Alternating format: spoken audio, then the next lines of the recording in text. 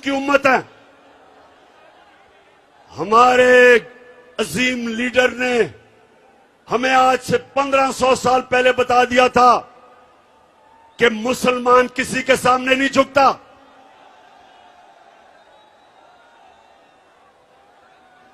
उसने हमें यह हिदायत की थी कि ला इलाहा इल्लल्लाह इंसान को गैरत देता है।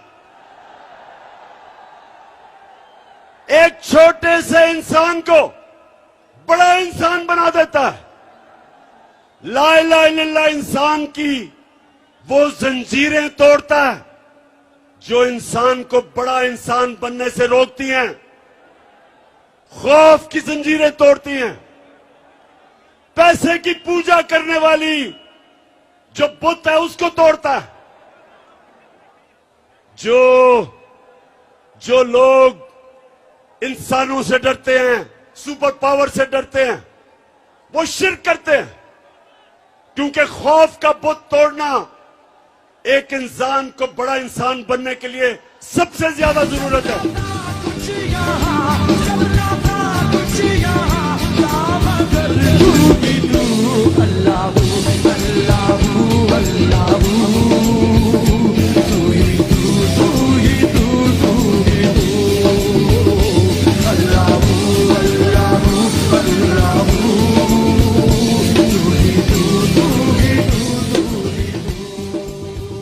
तो ना सिर्फ बाहर की साजिश और अंदर के मीर जाफर और मीर सादिक की वजह से चोरों की हुकूमत हमारे ऊपर मुसल्लत की गई। फैसलाबाद, क्या इन डाकुओं की हुकूमत को आप तस्लीम करते हो? इंपोर्टेड हुकूमत को हम किसी सूरत ना तस्लीम कर सकते हैं, ना करेंगे। और इन लोगों को हमारे पर मुसल्लत किया, ये हमारी 22 करोड़ लोगों की सबसे बड़ी तौहीन है कि इधर सारे फैसलाबाद में अजीम लोगों का शहर, बाशऊर लोगों का शहर, उधर अगर लीडर सारे शहर में राणा सनाउल्लाह मिला है, ये कितनी बड़ी तौहीन है फैसलाबाद के लिए। वो सिर्फ कातिल ही नहीं, वो शक्ल से भी कातिल लगता है। तो हमारी तौहीन देखें। बाप बेटा दोनों अंडर ट्रायल, केस चल रहा है एफआईए में केस चल रहा है। फैसलाबाद जरा गौर से सुने मेरी बात, गौर से सुने जरा। मुझे दुनिया में एक मुल्क की मिसाल दे दें, एक मुल्क की मिसाल दें जिधर मुल्क का प्राइम मिनिस्टर और सबसे बड़े सूबे का चीफ मिनिस्टर अंडर ट्रायल हो, 24 अरब रुपए का एफआईए में केस हो, 8 अरब रुपए का नैब में केस हो, और उनको मुल्क के ऊपर मुसल्लत कर दें। एक दुनिया में मुझे मिसाल दे दें इसकी। ये 22 करोड़ पाकिस्तानियों की तौहीन है, ये हमारी तौहीन है। ये हमारी तौहीन ही नहीं, अगर ये हम तस्लीम कर लें, ये हमारी बर्बादी है। आते साथ ही इसने क्या किया? उसने एफआईए में सबको फारिग कर दिया जिन्होंने मेहनत से इसका केस बनाया था। और जो 2 तफ्तीश करने वाले ऑफिसर थे, सुने फैसलाबाद, मुझे खतरा था ये होगा, तो जो 2 तफ्तीश करने वाले एफआईए के ऑफिसर, एक डॉक्टर रिजवान, उसको हार्ट अटैक होता है और वो मर जाता है। फैसलाबाद, गौर से मेरी बात सुने।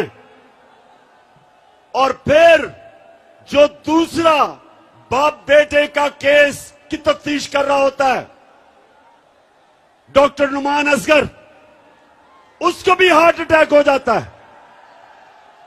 मैं आज फिर बड़ी आजिज़ी से अपने सुप्रीम कोर्ट को कहता हूं कि सुओ मोटो एक्शन ले इसके ऊपर। हमारे ऊपर तो आपने सुओ मोटो एक्शन ले लिया था। हमारे तो इतवार को आपने पता नहीं इतना हमने जुर्म क्या किया था। हमने तो सिर्फ इलेक्शंस का कहा था।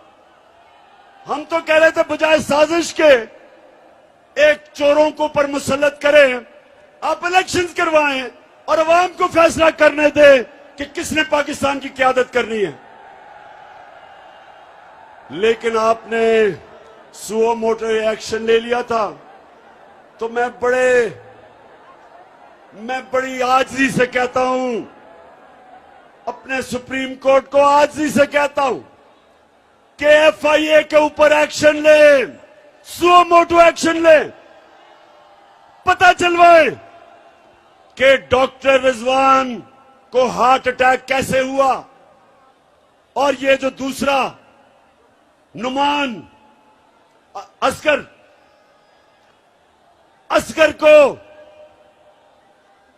को हार्ट अटैक कैसे हुआ। मैं आपके सामने इंशाल्लाह वो जहर का बताऊंगा जो अगर खाने में डाल दे तो इंसान को हार्ट अटैक होता है। ये भी आपके सामने लेके आऊंगा। लेकिन मैं चाहता हूं कि हमारा सुप्रीम कोर्ट इसके ऊपर एक्शन ले। कोई इसकी मिसाल है कि जो केस जिन्होंने अरबों रुपए का केस करना था उन्हीं के ऊपर लाके उन लोगों को बैठा दें जिनके ऊपर केस है। और मैं फिर से कहता हूं कि अगर इसकी इजाजत दी पाकिस्तान में तो पाकिस्तान के जेलों को खोल दो। ये जो गरीब लोग जेलों में भरे हुए हैं इनको निकाल दो। इनकी तो छोटी छोटी चोरियां हैं। किसी ने भैंस चोरी की, किसी ने मोटरसाइकिल, घर में फाका है, बेरोजगार है। इनको निकालें जेलों से। अगर इतने बड़े बड़े डाकुओं को आपने नहीं पकड़ना,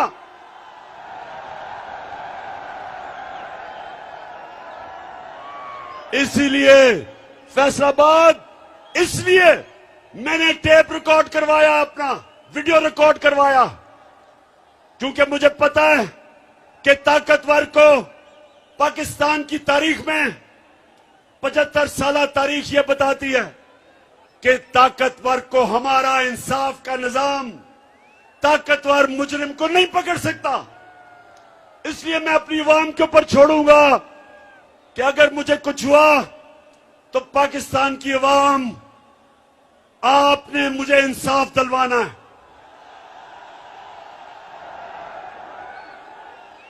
बताएं, आप मुझे इंसाफ दिलवाएंगे?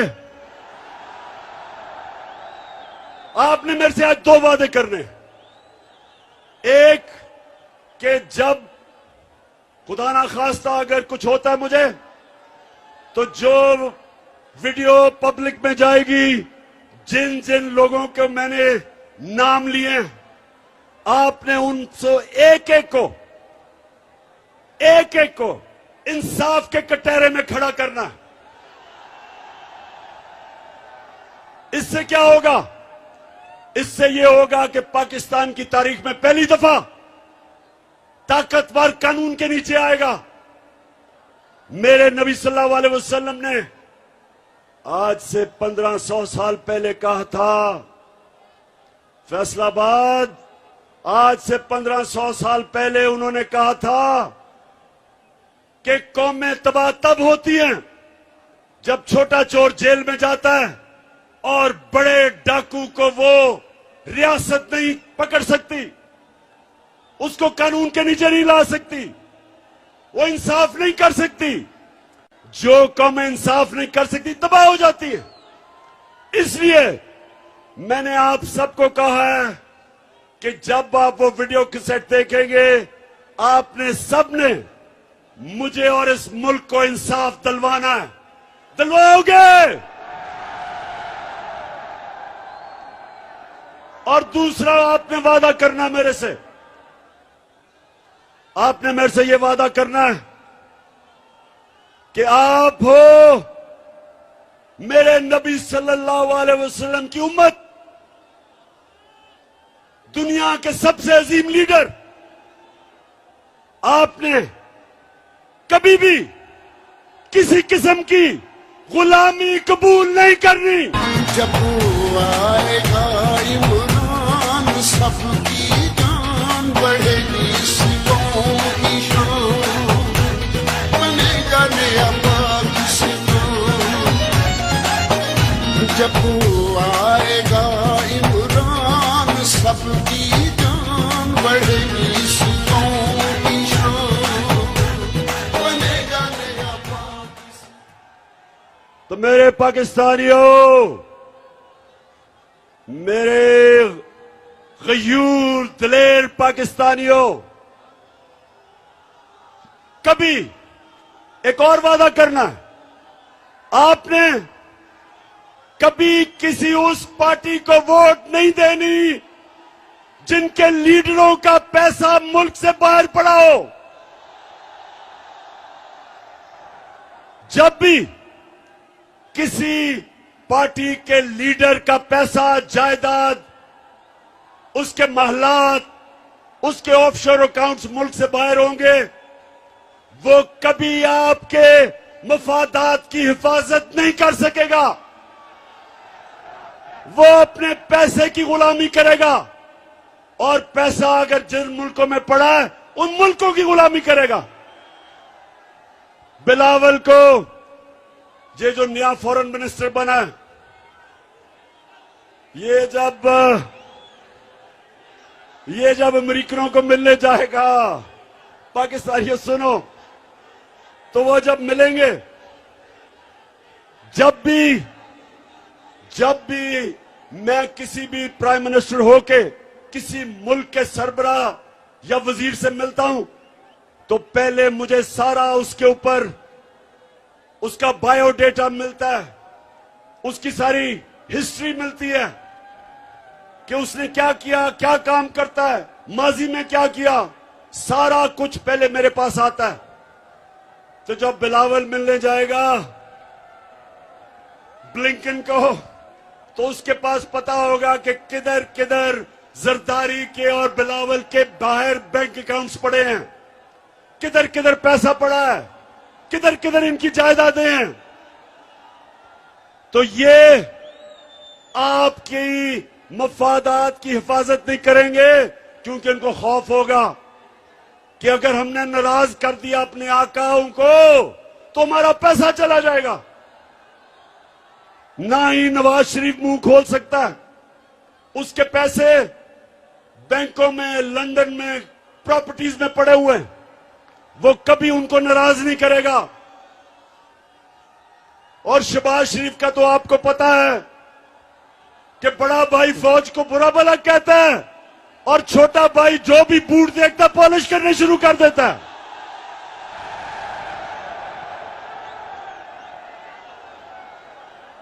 वो ये भी नहीं देखता कि बूट किसके हैं, बस बूट देख के पॉलिश शुरू कर देता है। तो ये हैं जो हमारे मुल्क पे मसलत किए हैं। अब इन्होंने मुल्क को तो तबाही की तरफ लेके जा रहे हैं, महंगाई बढ़ रही है, रुपया गिर रहा है, फॉरेन एक्सचेंज रिजर्व्स गिर रहे हैं। अब ये जाएंगे अमेरिका के पास और फैसलाबाद सुन लो, अमेरिका के पास जाके कहेंगे कि खुदा के वास्ते हमें बचा लो, कहेंगे कि हमें खुदा के वास्ते पैसे दे दो, नहीं तो इमरान खान वापस आ जाएगा। मेरे से डराएंगे उनको कि खुदा के वास्ते हमारी मदद करो, हमारा दिवालिया निकल गया। तो जब अमेरिकन अगर इनकी मदद करेंगे तो फैसलाबाद सुन लो मेरी बात, कभी भी अमरीकी मदद नहीं करेंगे जब तक वो इनके गले में जंजीर पूरी तरह टाइट करके नहीं डालेंगे। वो उनको कहेंगे कि पहले तो हिंदुस्तान के साथ दोस्ती नहीं, गुलामी करो, कश्मीर को भूल जाओ, फलस्तीनियों के लिए मुंह ना खोलो, जो मर्जी इसराइल करे फलस्तीनियों से चुप करो। अगर रूस 30% कम पे तेल दे रहा है तो आपने नहीं लेना, क्योंकि आप हमारे गुलाम हैं। अगर आपने 30 लाख टन गंदम आपको जरूरत है, आप रूस से नहीं ले सकते। अगर आपने पाकिस्तान को अगर ईरान से सस्ती गैस मिलेगी, वो कहेंगे हमने आपको इजाजत नहीं दी। इसको कहते हैं गुलामी। हिंदुस्तान हमारे साथ ही आजाद हुआ था, आज रूस से तेल भी सस्ता खरीद रहा है, आज रूस से हथियार भी खरीद रहा है, अमेरिका का स्ट्रेटेजिक अलायंस में भी है। लेकिन अमेरिका कुछ नहीं कहता हिंदुस्तान को, क्योंकि वो आजाद है। हिंदुस्तान ईरान से गैस भी खरीद रहा है, तेल भी लेता है, लेकिन हिंदुस्तान को वो कुछ नहीं कहते। हमें उन्होंने जो गुलाम बनाया हुआ है, फतह किए बगैर हुक्म देते। तो इसलिए मेरे पाकिस्तानियों, ये आपने मेरे साथ इस्लामाबाद इसलिए निकलना है कि हमने अमेरिका के गुलामों को कभी कबूल नहीं करना। इंशाअल्लाह।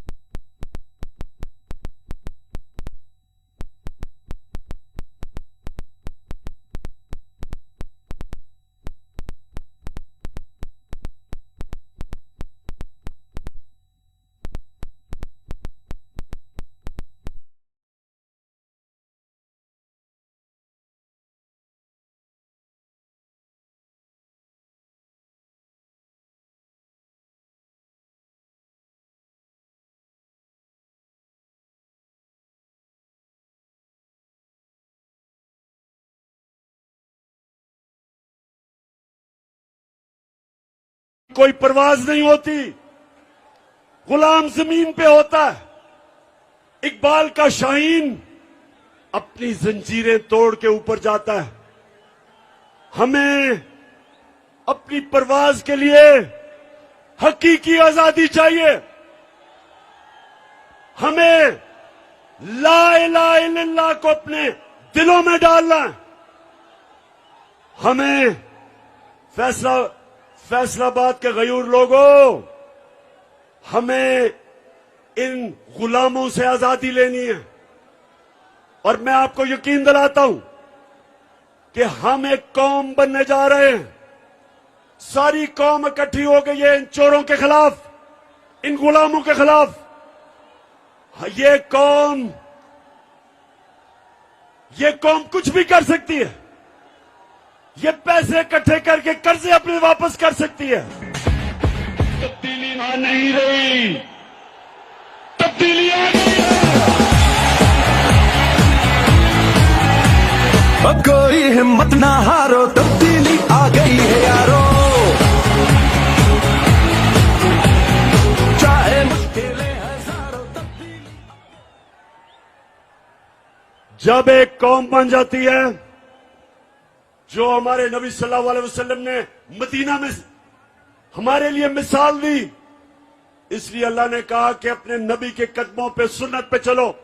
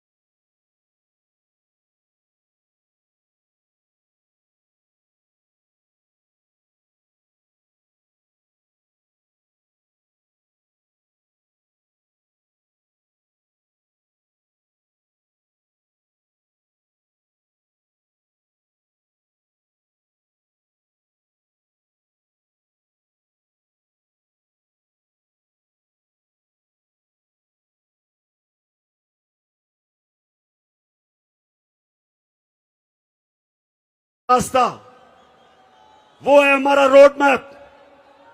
और उन्होंने हमें मदीना की रियासत में यह बताया कि अगर कौम ने ऊपर जाना है, अगर उसने एक अजीम कौम बनना है, तो उसको ला इलाहा इल्लल्लाह हकीकी तौर पे अपने दिल में लाना पड़ेगा, जंजीरें तोड़नी पड़ेंगी। इंशाल्लाह इंशाल्लाह इंशाल्लाह। तो आखिर में फैसलाबाद सारों को मैं दावत दे रहा हूं, सब ने इस्लामाबाद आना है। 20 को मैं इंशाल्लाह आपको तारीख बताऊंगा, वो इसी महीने मई के अंदर तारीख है। दिन कौन सा मैं आपको बताऊंगा, तैयारी अभी से शुरू कर दें। और हम एक चीज मांगेंगे, हमें इलेक्शन की डेट चाहिए, नहीं तो हम ये कौम तब तक सांस नहीं लेगी जब तक इलेक्शन नहीं होंगे। धरती से फसली बटेरों को भगाएंगे, जालिमों को, चोरों को, लुटेरों को भगाएंगे, पूरा करेंगे सब नुकसान। तुम देखना मेरी जान, बनेगा नया पाकिस्तान, बनेगा नया पाकिस्तान। पहले तो ज्यादा से ज्यादा लोगों को इस्लामाबाद आना चाहिए, लेकिन जो नहीं आ सकते उनको फैसलाबाद में निकलना चाहिए। फैसलाबाद में आपने निकलना है बताने के लिए कि पाकिस्तान एक जिंदा कौम है।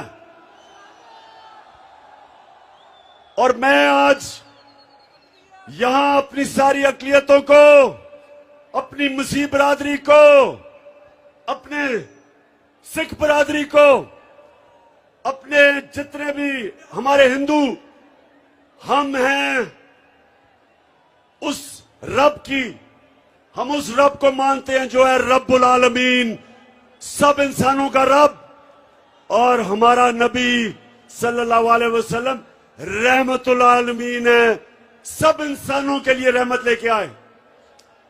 पाकिस्तान सबका है और मैं सबको दावत दे रहा हूं निकलने के लिए। फैमिलीज को, खास तौर पे ख्वातीन, आपने मेरे साथ निकलना है। इंशाल्लाह इस्लामाबाद। मैं आज अपनी सारी फैसलाबाद टीम को इस शानदार जलसे की मुबारक देता हूं। मैं सारे अपने एमएनएज, अपने एमपीज, और मैं ये भी कहूंगा कि फैसलाबाद वैसे लोटे भी सबसे ज्यादा फैसलाबाद से निकले हैं।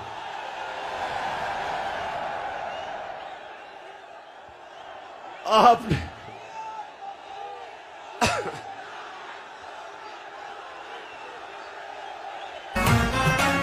धरती से फसली बटेरों को भगाएंगे। अच्छा फैसलाबाद, आखिरी आपने मेरे से आखिरी वादा करना है कि किसी भी, अगर कोई भी लोटा फैसलाबाद से जीत गया, मैं फैसलाबाद नहीं आऊंगा उसके बाद। पाकिस्तान जिंदाबाद।